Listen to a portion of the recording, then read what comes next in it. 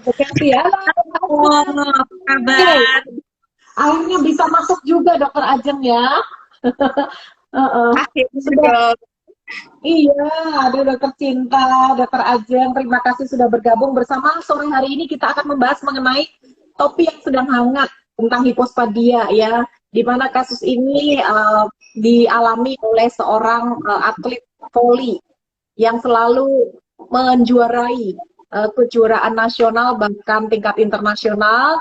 Awalnya mengira dia adalah seorang perempuan ya, tapi ternyata laki-laki dan mengalami gangguan kelainan di kelaminnya yang disebut hipospadia. Gimana Dokter Ajeng?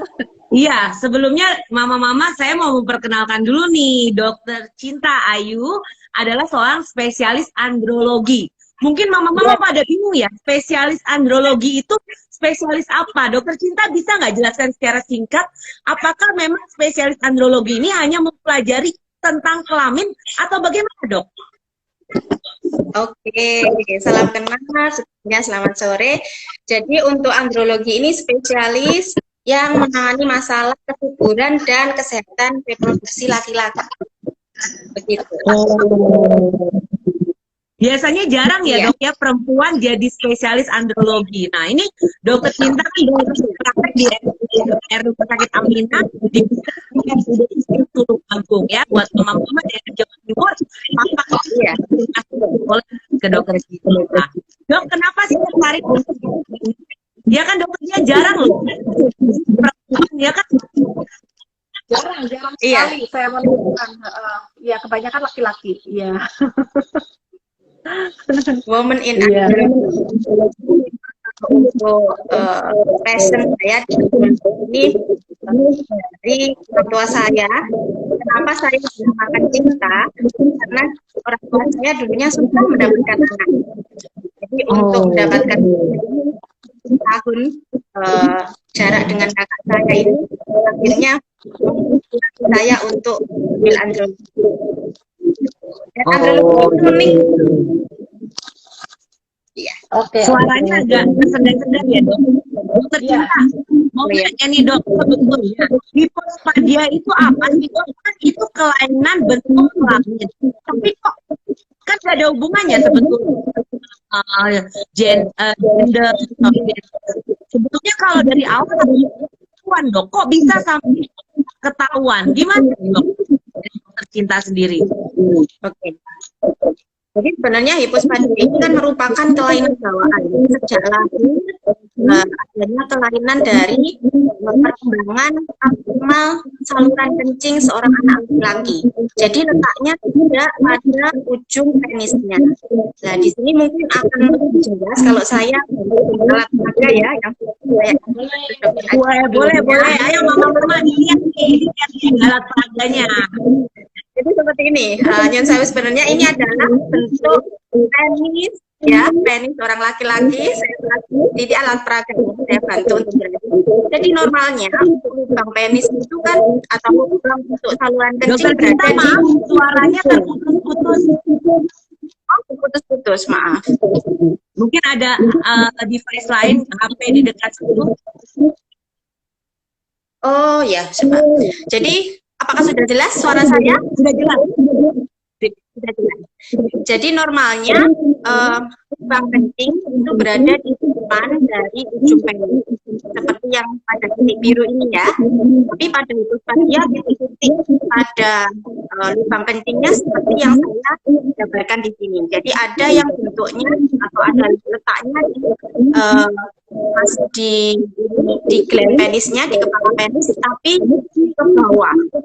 Jadi di bawah ini. Jadi pancaran pipis atau buang air kecilnya tidak memancar ke depan, tapi ke bawah. Jadi merembes ke bawah. Atau lubang kencingnya berada di bawahnya dari ini korpus atau batang dari penisnya.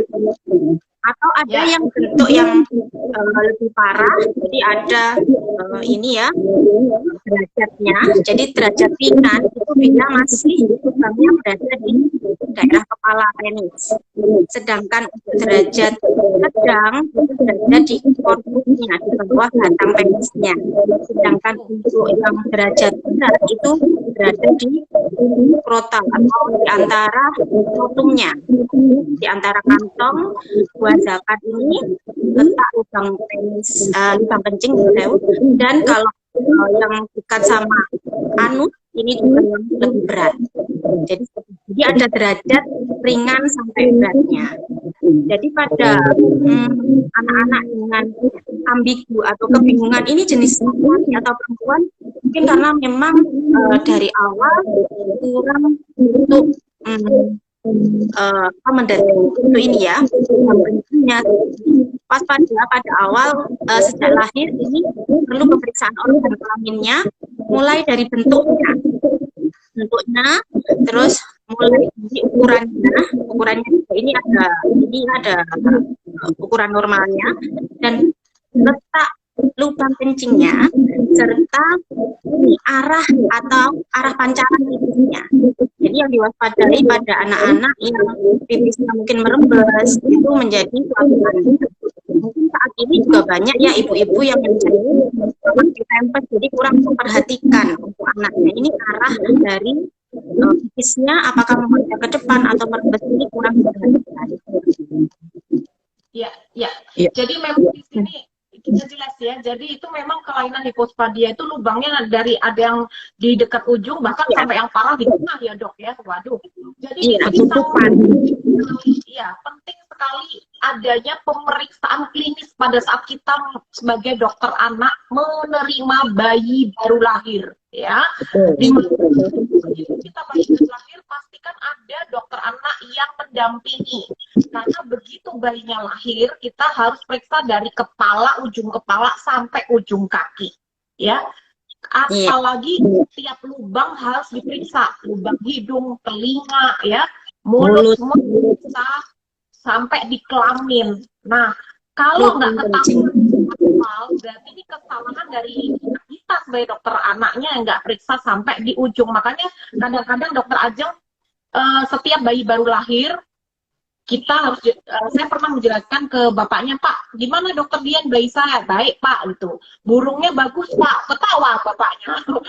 Burungnya bagus, maksudnya burungnya bagus tuh ya lubangnya normal, ada di ujung, bukan di seperti hipospadia ya, yang tadi dijelaskan dokter Cinta. Nah seperti itu.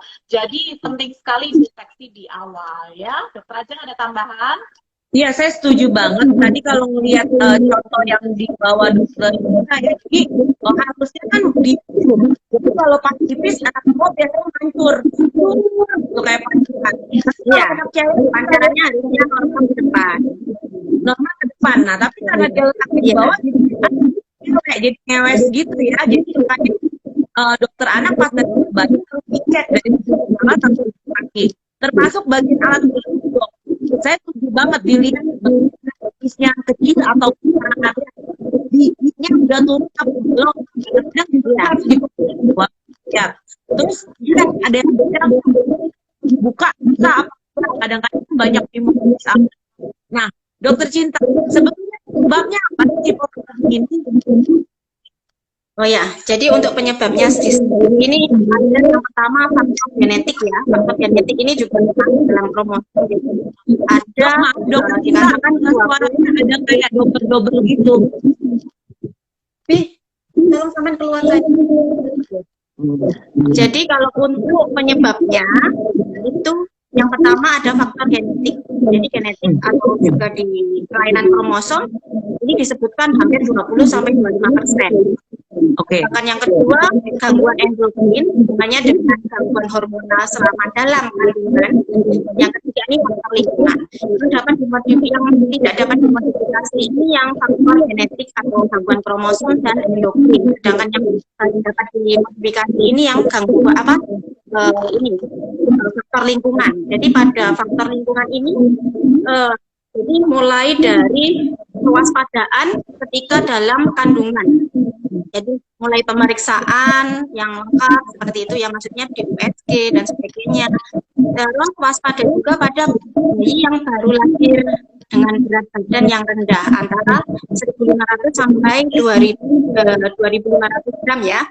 Dan pada kasus-kasus yang misalkan dengan ibu hamil dengan hipertensi atau diabetes, ini ada pengaruhnya ke gangguan hormonal tadi. Jadi mungkin menjadi kewaspadaan bagi ibu-ibu yang sedang hamil juga saat misalkan konsumsi pil KB yang mungkin sebelumnya ada konsumsi pil KB tapi diketahui hamil ya, ini sebaiknya memang harus dihentikan atau waspada terhadap kehamilan seperti itu.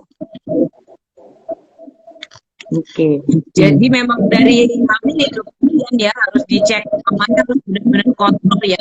Terus mengkonsumsi obat KB itu hati-hati semua, malas dokter. Iya. Ya, Ya, Dan untuk ada pertanyaan dan yang untuk sudah ada. Untuk tambahan sedikit ya, jadi untuk kasus hipospadia ini sebenarnya munculnya bisa bersamaan dengan mikropenis dan testis yang tidak turun, undetected. Jadi memang perlu waspada juga. Makanya kenapa kok ada kesulitan dalam deteksi? Ada yang kasusnya memang testis atau biji telurnya ini tidak turun ke dalam skrotumnya, dalam kantong skrotum, sehingga ambigu atau bingung ini perempuan atau laki-laki, karena lipatan labia majora ini kadang membingungkan. Jadi biasanya disertai mikropenis, jadi kecil banget ya dok ya, iya kecilnya itu sampai nggak bisa jadi sama jadi terus bijinya itu nggak turun. Nah dok, kadang-kadang kan mama nanya, dok itu belum ada biji sudah ada atau belum ada? Sebetulnya sampai kapan sih kita harus nunggu tes? Ya, bisa menunggu sampai 6 bulan untuk turunnya testis tersebut. Gitu. Jadi memang kalau setelah 6 bulan ternyata belum turun, bisa untuk dilakukan USG testing biasanya apakah bisa ditemukan di dalam abdomen atau perut. Atau mungkin masih menyantol ya, istilahnya nyantol di inguinal atau selangkangan. Jadi benar-benar pemeriksaan diperlukan dan pemeriksaan diperlukan. Oke. Ya. Kalau dokter Dian kasusnya sering lihat nggak dok hipospadia? saya pernah punya satu kasusnya sudah dikoreksi oleh dokter bedah. Ya, koreksi dilakukan oleh dokter bedah. Iya. Ibunya bilang kencingnya kok nggak mancur gitu. Nah, ya. Biasanya gitu. Saya juga ada kasus yang saya konsul ke urologi di hipospadia. Tapi dokter Cinta kalau kita nggak ketahuan sampai gede itu nggak bisa ya. Maksudnya kenapa? Jadi diketahui sudah dewasa diketahui itu kenapa seperti itu ya. Jadi mungkin juga faktor sosial, faktor ekonomi ini berpengaruh untuk ketidaktahuan dari orang tua ya dalam deteksi mulai awal dan pola asuh. Nah, ini menentukan untuk bagaimana seorang anak ini akan dibesarkan, apakah dia seorang laki-laki atau nanti menjadi seorang perempuan. Ini sangat penting. Oke. Ya, jelas ya, paham ya tentang hipospadia itu bagaimana. Terus ada pertanyaan? Nah, jadi ada yang nanya nih dokter Cinta, kalau pria dengan hipospadia sulit nggak sih untuk punya anak? Sebetulnya ada hubungannya nggak dengan Oke. Jadi mungkin pertanyaannya berhubungan ya ini. Jadi untuk kasus hipospadia apakah ada hubungannya dengan dampak kesehatan? Sebenarnya dampak kesehatan tidak ada, tapi lebih ke dampak fungsional. Jadi fungsional daripada penis sendiri kan ini ya untuk untuk ejakulasi atau dalam kalau derajatnya berat, itu bangkai yang berada mungkin di batang atau mungkin lebih optimal di antara skrotum tadi, ini akan mengganggu dari ejakulasi spermanya, sehingga akan sulit untuk mencapai sperma untuk mencapai atau untuk vagina. Atau mungkin juga yang berat ini ada bengkok, jadi nggak bisa nutup. Bagaimana nanti bisa terjadi hubungan seksual kalau misalkan penisnya ini bengkok, nggak bisa untuk nutup. Ini perlu dikoreksi seperti itu. Sebenarnya untuk sulit penggunaan atau enggak ini kan juga hubungannya sperma durasi ya. Ini ditentukan dari bagaimana. Jadi apa ya, hanya fisik aja, tapi juga perlu analisa sperma yang baik. Oke. Ya dokter Ajeng. Iya, tadi kan jenisnya macam-macam ya dok ya. Kalau misalnya tadi kan ukurannya kecil, kan nggak mengalami ukuran apa yang mengalami, tapi fungsinya terganggu. Atau ketahuan sejak dini itu dikoreksi. Nah itu bisa berfungsi normal kan? Ya. Jadi kalau untuk supaya bisa normal, misalkan derajatnya dari sedang ke berat ini kan supaya fungsinya tadi benar, jadi sesuai dengan fungsinya. Jadi arahnya ejakulat, arahnya sperma untuk diejakulasikan ini benar. Jadi bisa untuk masuk ke dalam vagina, nanti sperma bermigrasi sampai pada nantinya bertemu dengan janin yang ada di orang wanita. Gitu ya. Terus ada lagi yang tanya nih dok, kalau hipospadia apakah dari pertanyaan dari mungkin apakah tidak bisa menentukan jenisnya seperti kasus dari mungkin harusnya kan bisa ditentukan dari bagaimana menentukan jenis kelaminnya? Jadi pada kasus yang berat kan menentukan. Jadi yang itu dengan ini genetika, tes kromosomnya, apakah kromosomnya atau kromosomnya XY atau ya. Jadi nanti akhirnya kalau sudah jelas ini kromosomnya XY atau kromosomnya XY, ini akan menentukan kasus selanjutnya. Jadi ini sangat penting sekali, jangan sampai ketahuinya seperti yang ini ya, Manganang ya, tahunnya sudah 28 tahun. Selama itu dia dinyatakan sebagai perempuan dan akhirnya baru perempuan lagi pada usia 8. Ini sangat mempengaruhi juga dampak AIDS dari beliaunya.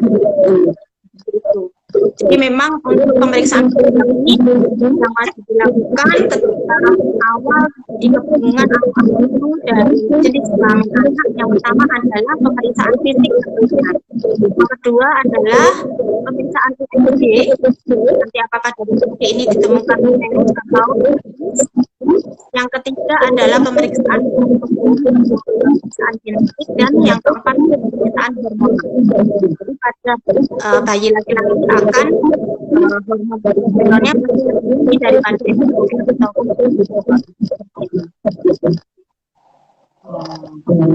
adalah cara membedakan lebih pastinya ya, Bapak David ya, dan terjawab oleh dokter Cinta ya, dengan situ kita jelas itu perempuan atau laki gitu. Ini Ibu Yunarmi nanya, Ya, apa dokter? Kalau antar saudara sama adik kakaknya sama nggak? Penyebabnya apa tuh? Itu akhirnya kemungkinannya berapa persen? Maaf, suaranya kok terputus. Iya dokter. Bisa diulangi. Iya. Ada pertanyaan.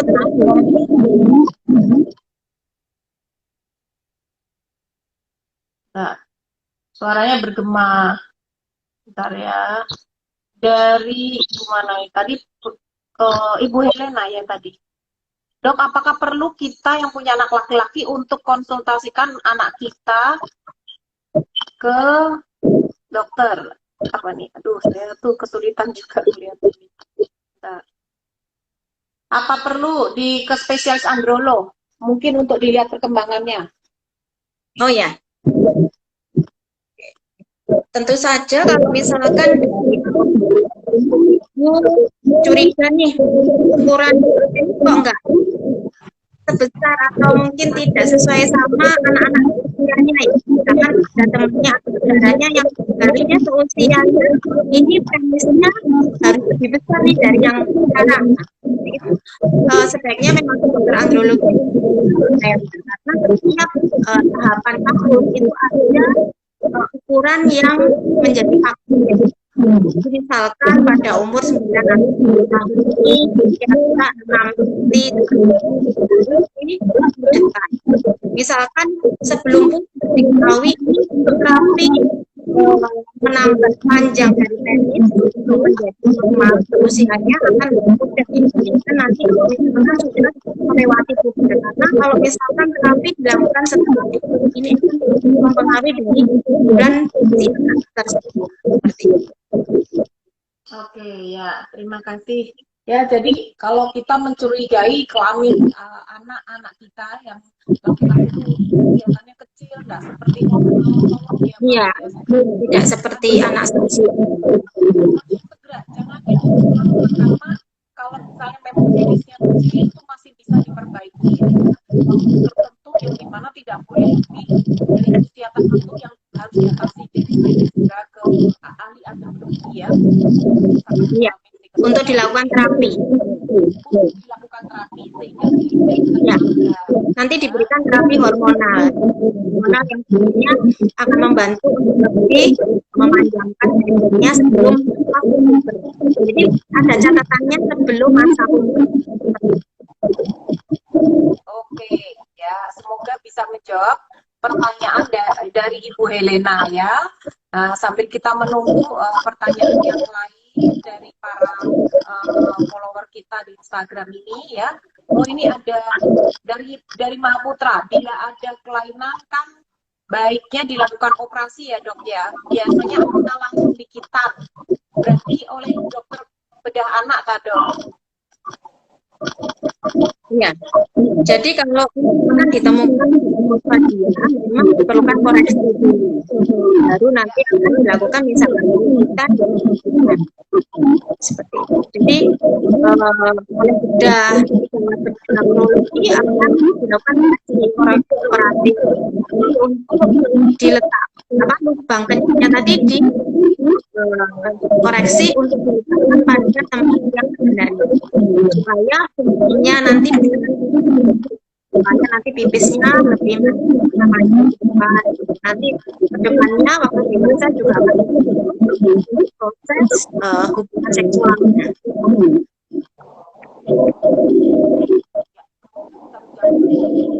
Bapak ya, masukkan keahliannya untuk menentukan apa yang cocok untuk tersebut. Ada tambahan saja?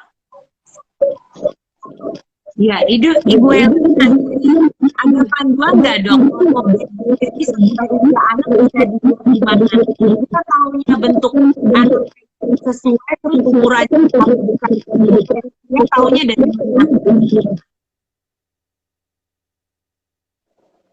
Bisa diulangi dokter Ajeng? Apakah ada panduan untuk bentuk penis sesuai usia anak? Bisa dilihat di mana? Panduan. Maaf, dokter Ajeng putus-putus. Ya udah. Kalau untuk ukuran gimana? Ukurannya tahunya dari mana dok? Untuk ukuran sesuai usia. Jadi ada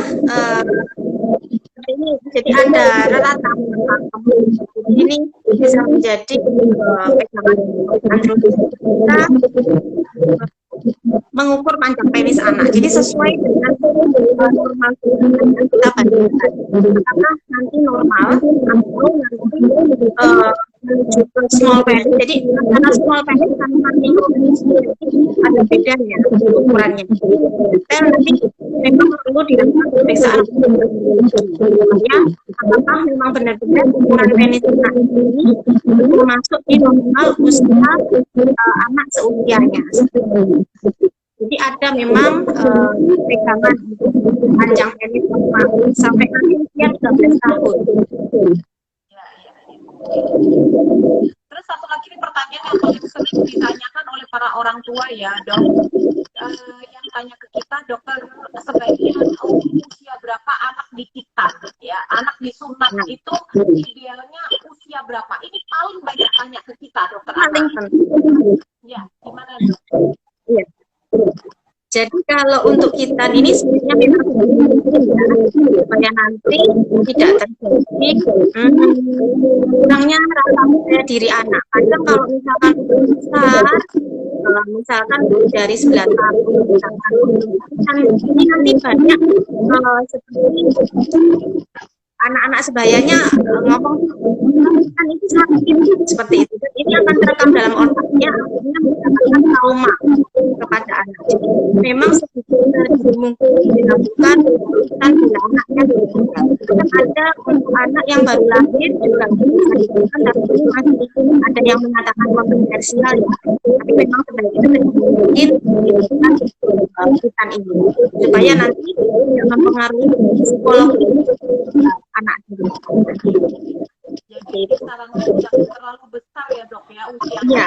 Kita menunggu anaknya udah SMP, SMA baru kitan. Wah, itu mungkin saran saya enggak kan, karena dari segi psikologis dia akan ketakutan dengan rasanya. Kalau misalnya para orang tua ingin menyunatkan atau kitan anaknya di saat bayi, setelah itu bayi baru lahir atau masih belum jalan ya, mungkin waktu itu baik bisa dilakukan ya, di mana memang penyembuhannya lebih cepat ya, dokter ya. Kalau karena tidak terlalu banyak mobilitas. Betul, tidak terlalu banyak bergerak ya, kan kalau jadi sunat penyembuhannya akan lambat. Biasanya terjadi pada anak muda, aktivitasnya banyak ya, jadi dia banyak bergerak ya, banyak lompat-lompat, jadi habis banyak tingkah tersebut ya. Jadi begitu ya, banyak menanyakan mengenai kapan sih sebenarnya waktu ideal untuk sunat anak laki-laki.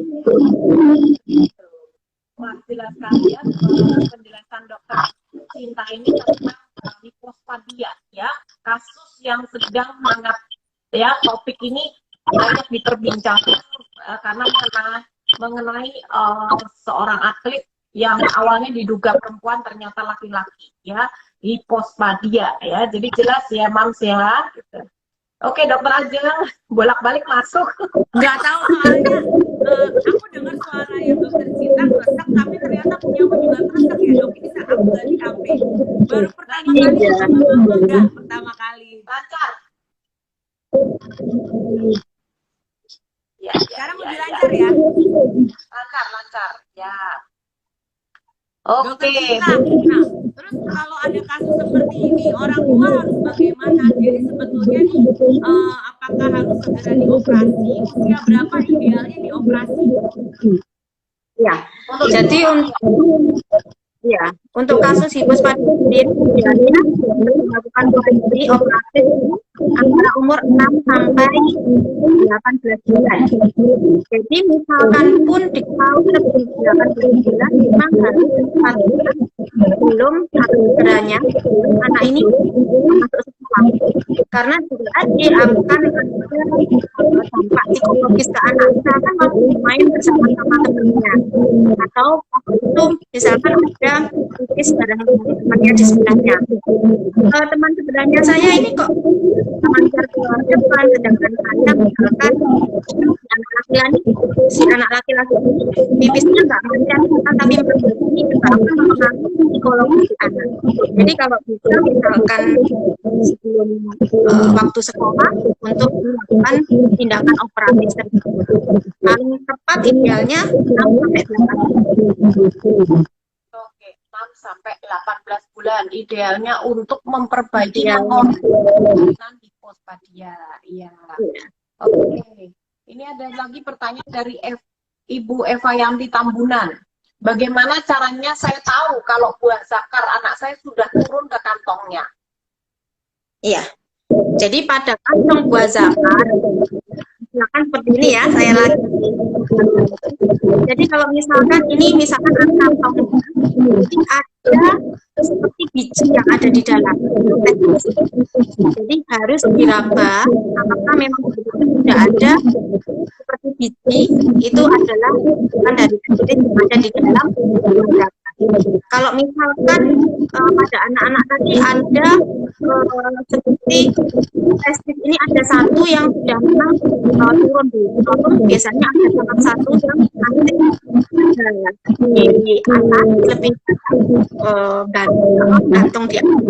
Biasanya di daerah ibunan itu wajib untuk kita periksa secara fisik dan kalau perlu kami melakukan mengenai testis tersebut. Ya, jadi perlu untuk diraba ya, diraba. Kalau memang susah, memang harus diperiksakan ke anak atau Ya, benar sekali. Jadi sering meraba waktu bayi, itu sering-sering aja meraba kantong buah zakarnya itu ada seperti bola kecil di dalamnya. Diraba. Kalau ada ya sudah ayam, nggak ada masalah. Tapi kalau nggak ada, Anda minta tolong dokter anak ya atau dokter anak. Kadang-kadang tuh testis tuh ada di mana-mana, bisa di selangkangan ya, bisa di bawah, ya, bisa di perut. Nah, yang di perut hati-hati itu bahaya. Makanya harus segera melakukannya karena ada waktunya ya. Nah, tadi kan dokter bilang kita harus tunggu sampai usia 6 bulan. Kalau sampai 6 bulan belum turun, apakah harus langsung dioperasi setelah didiagnosa atau ada cara yang lain, dok? Jadi kalau setelah 6 bulan kita lakukan terapi hormonal dulu. Sembari nanti menunggu untuk waktu 18 bulan untuk melakukan operasi. Jadi boleh untuk dilakukan terapi hormonal dulu.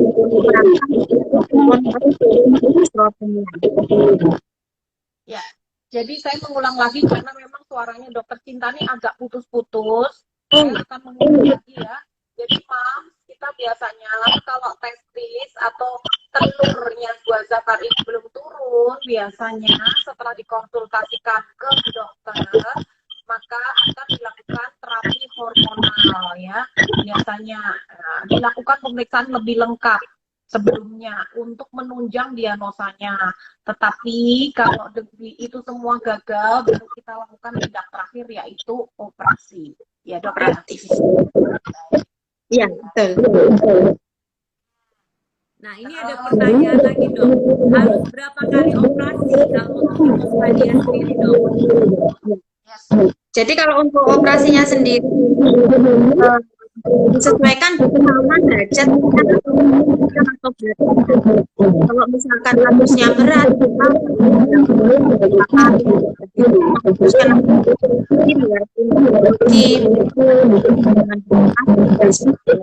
jadi disesuaikan dengan derajat. Disesuaikan dengan derajat keparahan hipospadianya tersebut ya. Berapa kali operasi gitu. Oke, ada lagi pertanyaan? Kayaknya semua sudah dijawab ya. Dokter aja. Nah, dok, ngomongin tadi soal hipospadia nih, kan misalnya kita dari kecil kan harus mengajarkan seks sejak dini anak ya. Jadi biar anak itu tahu aku ini cewek, aku ini cowok. Sebetulnya sejak usia berapa kita mengajarkan anak untuk mengenal gendernya? Jadi untuk sex education anak ini mulai jadi sebutkan ke anak ini benar-benar kalau alat kelamin ya apa ya ini seperti ini ya alat kelaminnya ini laki-laki perempuan alat Nah, jadi jangan untuk memberikan apa ya istilah-istilah yang lain. Jadi kita benar udah diterapkan laki-laki itu alat kelaminnya ini, kalau perempuan alat kelaminnya ini mulai 3 tahun. Umur 3 tahun ya, Mam. Jangan lupa ajarkan si kecil untuk tahu ya. Mulai mengenal ya. Papa mirip mama, kamu seperti papa atau mama 3 tahun. Nah, karena kalau untuk anak laki-laki biasanya seperti papa ya, papa ini yang akan memberikan edukasi. Papa akan memberikan edukasi untuk anak laki-lakinya. Nah, terus dok, saya mau tanya lagi, mama-mama banyak yang sering tanya ke saya, kalau membersihkan penis di anak laki-laki, nah itu kuluknya itu harus dibuka dan seberapa panjang kita harus buka kuluknya. Sebaiknya dibersihkannya apakah dengan kapas, dengan kasar, terus pakai air hangat kah, atau pakai air biasa sudah bisa? Itu bagaimana? Jadi pada dasarnya kalau yang terlalu keras, yang lembut aja pelan-pelan, tidak terlalu mendorong ke arah yang lebih besar karena nanti akan menyebabkan jeratan yang bahaya. Jeratan ini yang membahayakan ya bagi sirkulasi darah pada penis. Jadi sebaiknya pelan-pelan saja, boleh dibantu dengan air hangat. Bisa juga cara lain itu dengan mendeteksi baby oil ya. Biasanya Oh ya. kalau nggak dikasih pelicin itu nanti kulit di pinggir penis itu yang kepala kuluknya itu akan mudah berdarah, dok. Bisa ya pakai itu ya. Iya. Jadi ya Mam tahu ya bahwa tiap pagi mungkin disarankan membersihkan kulit si kecil ya untuk menghindari terjadinya infeksi saluran kencing, karena itu sebenarnya dilakukan setiap pagi, apalagi pada bayi-bayi yang belum sunat. Nah itu disarankan setiap pagi.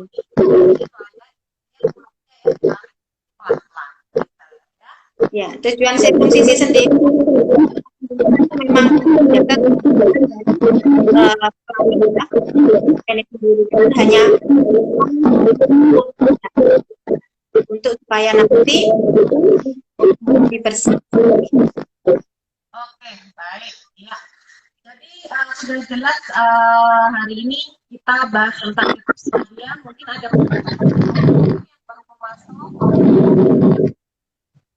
Oke, sambil nunggu pertanyaan dok. Tadi ada yang nanya derajat sebetulnya ya kalau hipospadiya itu yang menangani siapa? Apakah dokter urologi atau beda atau beda anak? Nah ini kan mama kan bingung nih. Nanti sama dokter anaknya yang nangani siapa aja sih hipospadiya? Jadi kalau untuk kasus hipospadiya ini mungkin ya menangani operasi atau bedah ada pendampingan psikiater, spesialis kesehatan jiwa,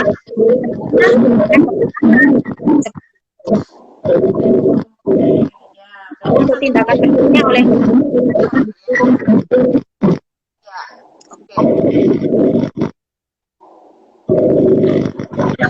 Sepakat dong, karena melalui tamu kita sangat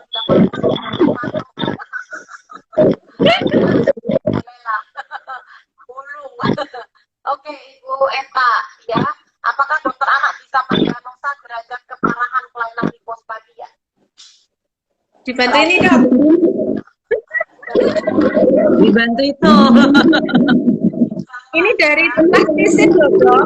Jadi dokter bisa membuat sendiri dan bisa dari praktisin untuk nanti meletakkan biji-bijian untuk menentukan nanti derajat ringan, sedang atau berat. Oke. Dari praktisin betul. Mainannya anak-anak.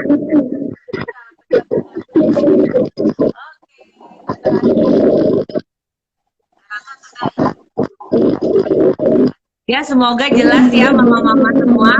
Mohon maaf karena kendala teknis ini kayaknya Iya, sinyalnya kurang sahabat ya.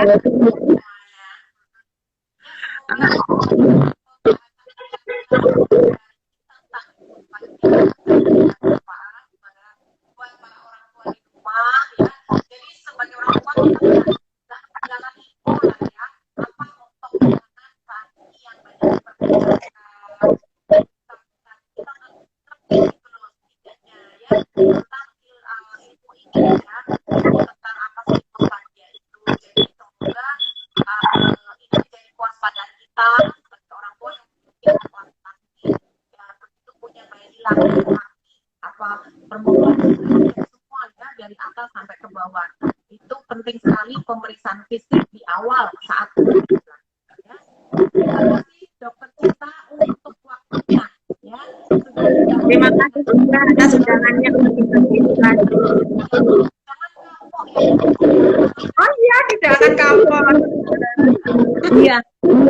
Berikutnya mungkin pendidikan seks dini ya, Dokter Dian ya. Oke. Untuk sharing ya. Iya.